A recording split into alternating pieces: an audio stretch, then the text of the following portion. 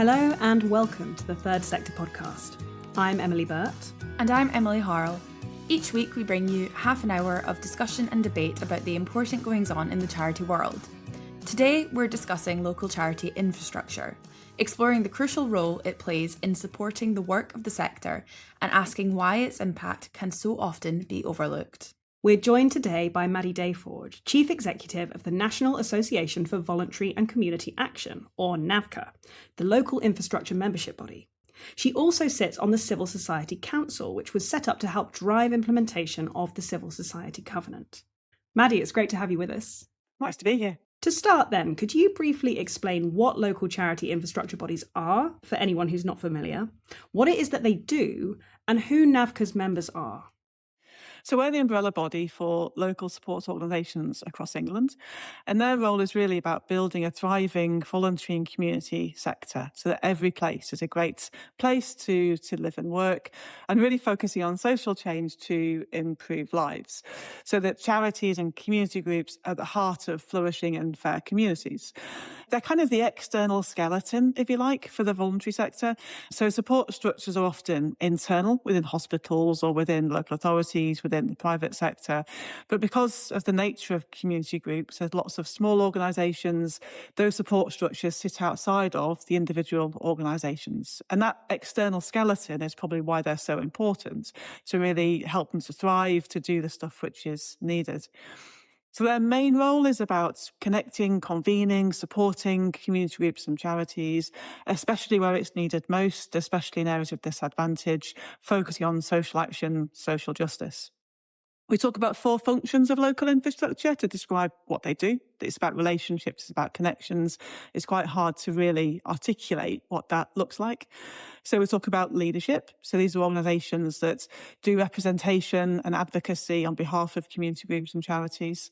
They do partnership building. So they bring organisations together to spot gaps, to reduce duplication, to work with the statutory sector.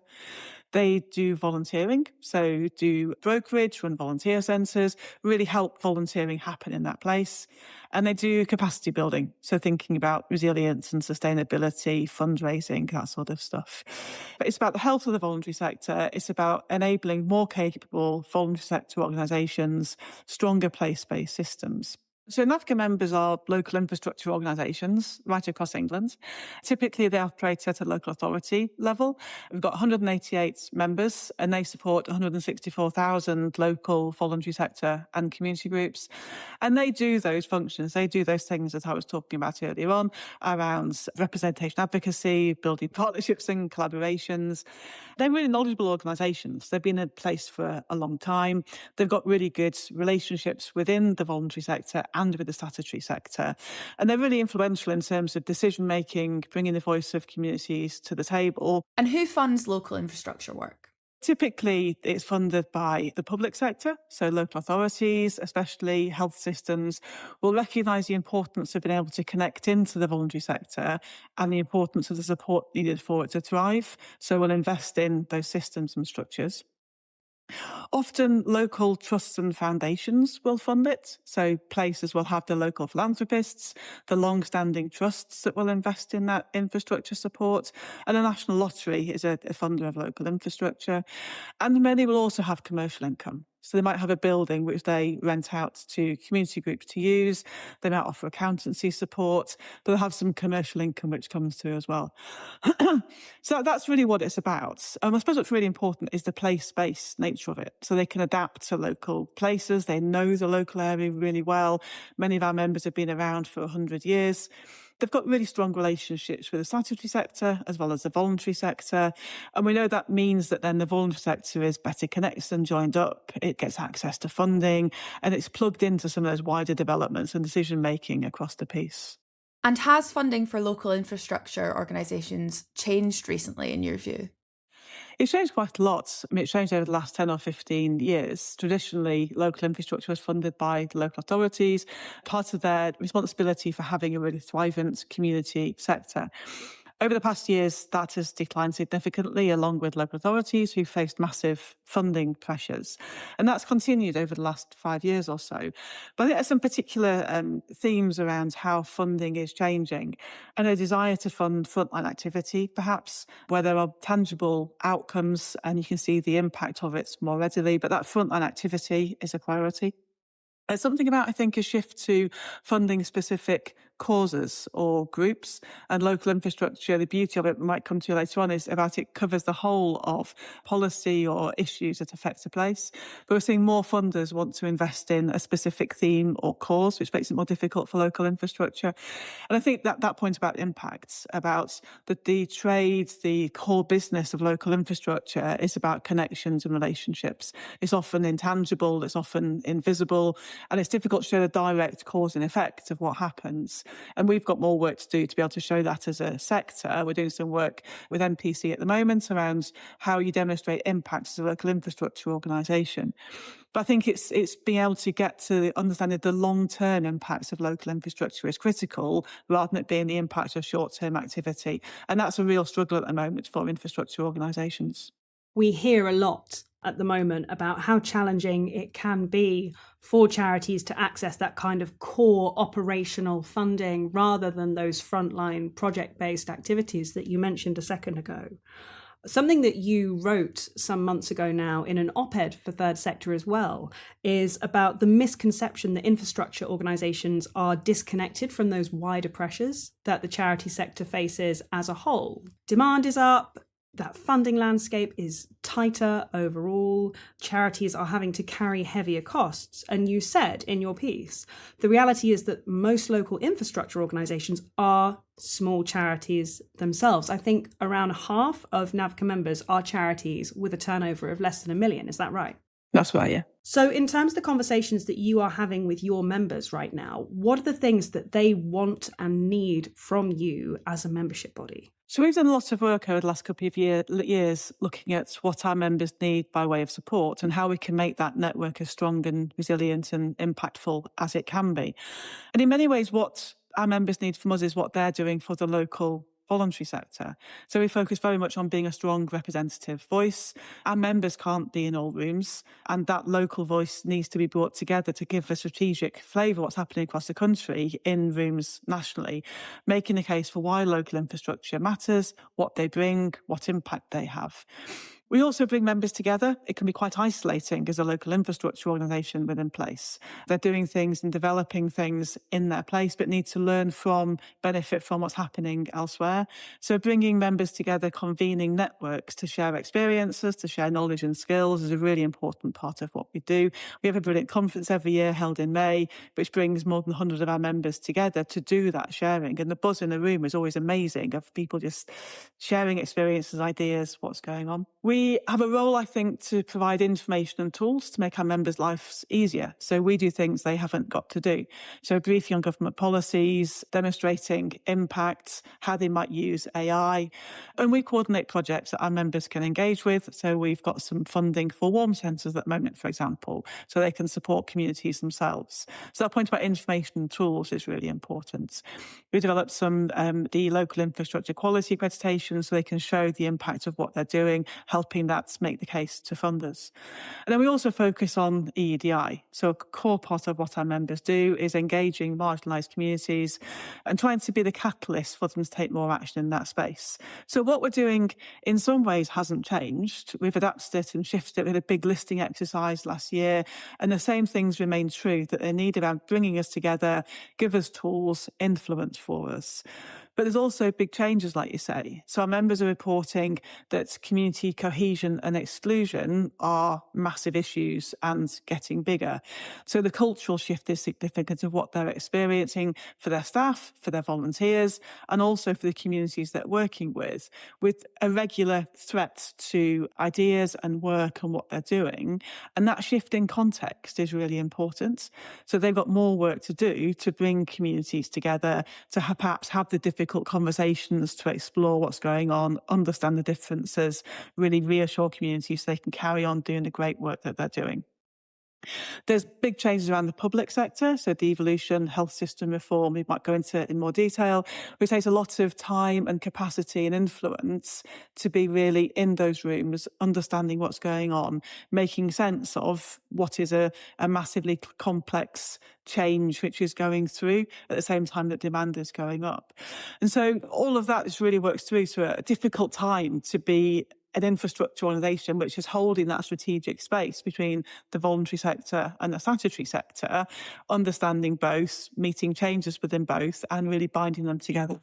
And that piece around the changing environment and the changing culture, of course, local infrastructure organisations, as you say, are on the ground working with communities, working with organisations that are doing brilliant work in those communities, and also working with organisations across such a broad spectrum. Can you tell us more about the challenges that come with having such a broad remit and how local infrastructure organisations are navigating that at this time? Yeah, I think working in local infrastructure is some of the best jobs that there are. And the insights, the variety, the opportunity to influence across such a broad spectrum is just fantastic. You can work across the whole place rather than be siloed into a specific topic or policy. But for all of those issues, policies, they land in a household or in a community. That's where it's experienced. That's where the interconnectedness is, I guess, and where the role of infrastructure is really important. So if you look at housing, employment, education, health, transport, they're all interconnected and they all land in that place. So the role of local infrastructure is to do the stitching together to help that make sense and be the glue, the strategic connector. But you're right, that also makes it really tricky because you can go anywhere and do anything, and yet also have the pressure to do the right thing, the thing with the greatest impact. And expectations can be really high on local infrastructure because everybody wants something different, and you'll never please all the people, let alone please all the people all the time. And it's also that tricky line between the voluntary sector and the statutory sector. The research we commissioned last year from Sheffield Hallam was called Walking a Tightrope. And it's called Walking a Tightrope for a reason, because, like you say, there's that risk of doing everything but doing nothing. And it's trying to get the best balance of expectations and understanding about what is needed.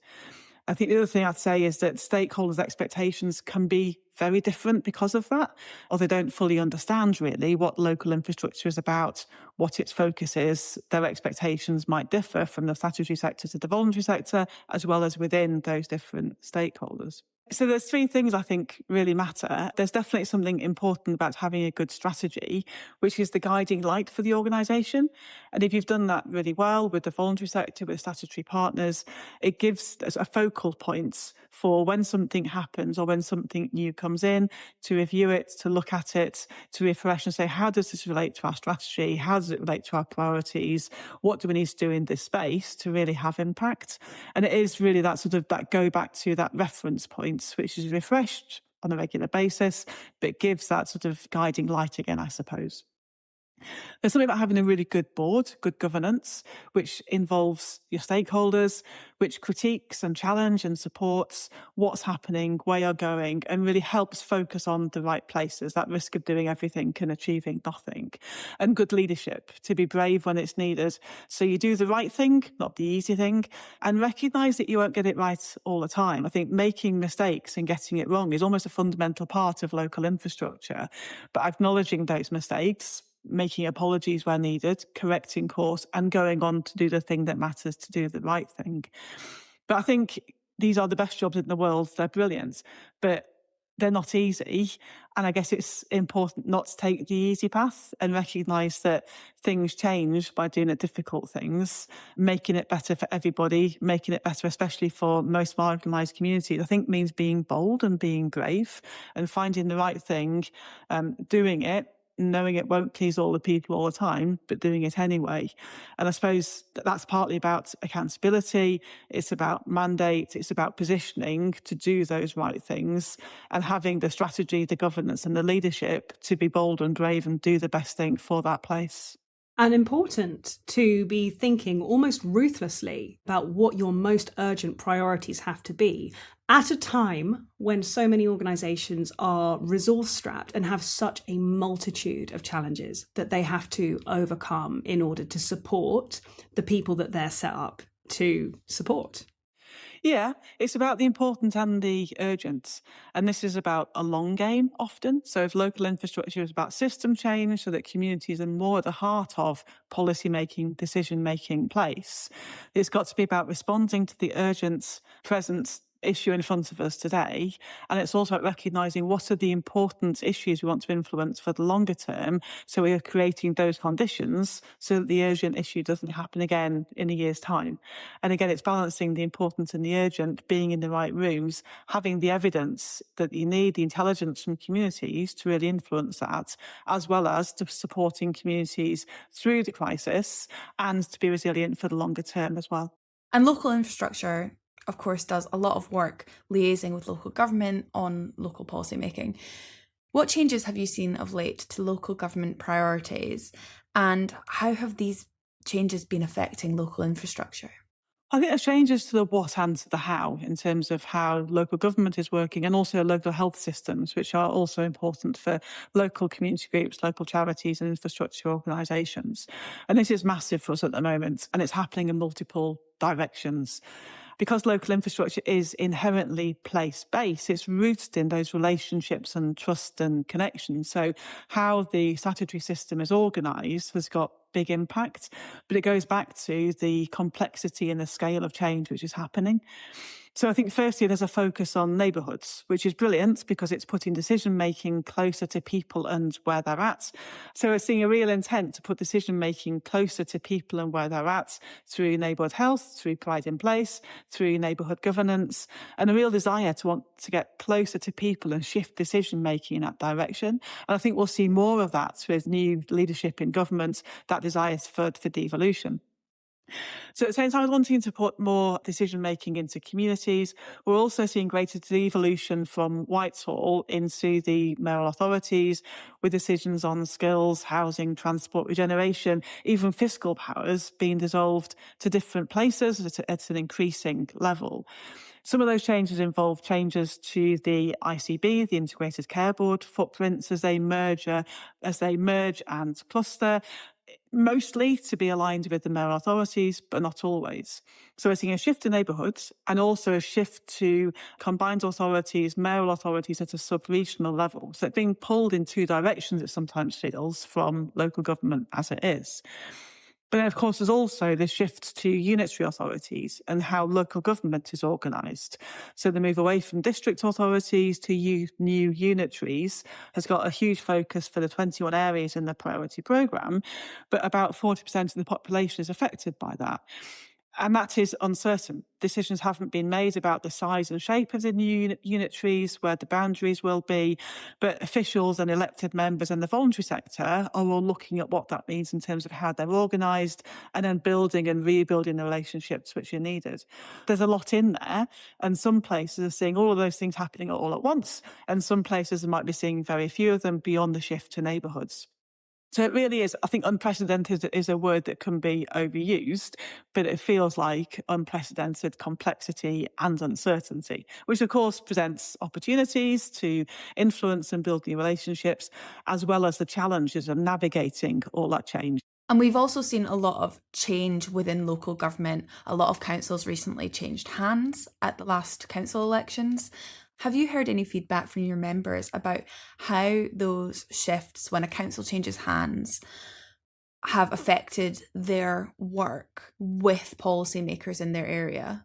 One of the big shifts has been more councils being under no overall control rather than a single party, which makes it more complex in terms of managing the relationships, not least because there are more people involved in developing policy, in making decisions. There are more people need to be on side and aligned to make those decisions. So we see that sometimes it can take longer to get things done. There are more conversations that need to be had, but that can also be positive in terms of different perspectives being in the room and contributing to what happens in that place. But that has implications for funding, for commissioning, for partnerships, partnerships, representation. It cuts right across also the work our members are doing. When a council changes hands, there is inevitably disruption, but also the chance to reset relationships, to highlight and use the sector's strengths, to bring that community insight and trust and local knowledge to the fore. And we're seeing sometimes that new councils are more receptive to that, more open to that. They see the value of the voluntary sector during that transition period. And in other places it closes down. There's a desire to do things internally, to have that community engagement from within.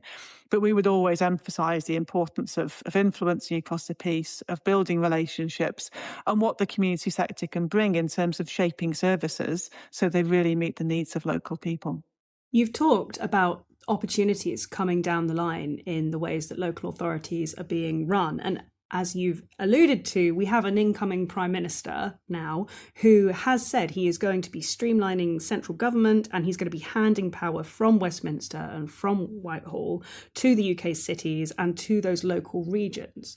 If we are about to move into an era where local authorities are finding themselves with more power, maybe more authority in the years to come, how can infrastructure organisations really sell that value that they bring and make sure that they have a really active voice in how these relationships and these partnerships are taking place going forward? So I think it's about drawing on the knowledge and relationships with the communities with place. So our members have a deep understanding of place, of the people who live there, and the issues that are being faced and what is needed. They don't do that in isolation. They do it through networking with the voluntary sector across the piece. And they have a role to make sure they're bringing voices to the fore, especially in most marginalised communities, so that they really have influence, that they're bringing that intelligence, and that is being used, as I say, to shape services. That's about evidence. It's about having the data and really robust information about the place and what's happening there, and putting that alongside case studies of what's happened previously, what works, what has impact, and then doing that collectively. So it's back to that role of local infrastructure as being the strategic convener, the connector, that they can bring communities to the fore, bring them to the table, and engage with the statutory sector to identify what are the common problems, the common outcomes that we want to address and to solve, and making sure that intelligence from the community sector is brought to the table to really have influence. And you're clearly very good at ringing the bell for local infrastructure, and this is something that you've also been doing in your role as a member of the Civil Society Council. And I'm curious, with the council having already kicked off and began its work, what in your view still needs to be done to persuade central government to focus on the often overlooked area of local infrastructure? I think there's lots of evidence about the impact that local infrastructure has to support a thriving local voluntary sector. But I think that local voluntary sector can be less visible to central government departments because they're further away from it. And it's easier, if you're in central government, to work through a single system rather than multiple and different systems at place. So I think there's something about central governments recognising, first of all, the importance of a local voluntary sector and the community groups and the messiness that brings, because it is messy, because it comes from where people are at and where communities are at. It's very bottom up. It's almost the antithesis to national government, which is top down. But recognising the value of the local voluntary sector means you've also then got to recognise the importance of local infrastructure as the enabler of that thriving, resilient voluntary sector, which is what has come through in research time and time again of the ability of local infrastructure to convene, to connect, to enable the local system to thrive. So something about recognising its importance, first of all, and the role that it plays. As I said several times now, it can be invisible, it can be unrecognised. So recognising it. I think understanding the value it brings then, particularly to local government, in terms of enabling policy decisions to be made which better reflect where local people are at and the issues in that place. Valuing the intelligence, valuing the connections, valuing the relationships, which ultimately gets that place to better provide public services, which provide better outcomes for people in that place. And then finally, investing in that. If you recognise it and you value it, then you invest in it to make it be more consistent across the piece, to have greater impact across the piece, and to really bring it to life so it is right across the piece. So it's moving beyond the invisible, the unrecognised, the unfunded, the taken for granted perhaps, and it's making it a core part of the system because local community groups are a core part of the system and they need that external skeleton to survive and thrive and be resilient, which is what we all need to enable us to live better lives. And as you said in your column for us, when infrastructure is strong, the whole system works better. So with that in mind, how can the sector better nurture, better invest in and support this vital infrastructure piece? I think it's, as you said, we've got evidence about the impact that it has and what happens when there is good local infrastructure in place around a better connected voluntary sector, which is less fragmented, around the voice and intelligence coming into the system to inform policy decisions, to inform service delivery. So I think it's about that recognition and bringing that to life. It's about taking away some of the funding pressures and the unsustainable funding, the year-on-year funding, to free local infrastructure to do what it does best and not have to spend so much time scrabbling around trying to find recurrent, non-recurrent funding or having the cliff edge that it faces every year because funding is finishing. So it's something about recognising that, acknowledging it and finding a way to come together so that you can really thrive. And as a final question to you, Maddy, for our audience of people working in charities, on the front lines, on the ground, why is it important for charities, big and small, to be engaging with their local infrastructure bodies at this current moment in time? I think, first of all, I'd say stick with it because you're doing an amazing job in small charities. It's a really hard time to be running a small charity, connecting with the community. There's so many different pressures and different pulls in various directions. And I'd say look to your local infrastructure for support.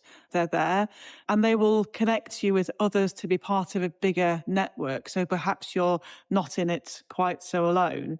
And that connecting and convening role, that bringing together of small organisations, I think is so important at place. One of the critical things about local infrastructure is it's embedded in its place. It understands what's going on. It relies on those relationships. So by engaging with your local infrastructure organisation, you're really helping to strengthen the VCS across the place where you're at. And that point about it's not an optional extra. The local infrastructure organisation lies at the heart of the VCS in place. I think one of the really key roles it has is it's close enough to communities to be of them and for them, be of and for you as a small organisation, and also far enough away to see the big picture and to help small organisations in their patch, therefore, with that big picture, and to take it to the statutory authorities and to represent the voluntary sector really effectively. Thank you so much, Maddy. Thank you for having me. We hope you enjoyed our discussion with Maddy.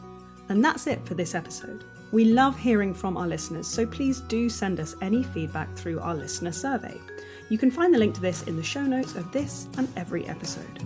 From all of us at Third Sector, thank you for listening. Our producer is Jude Owen.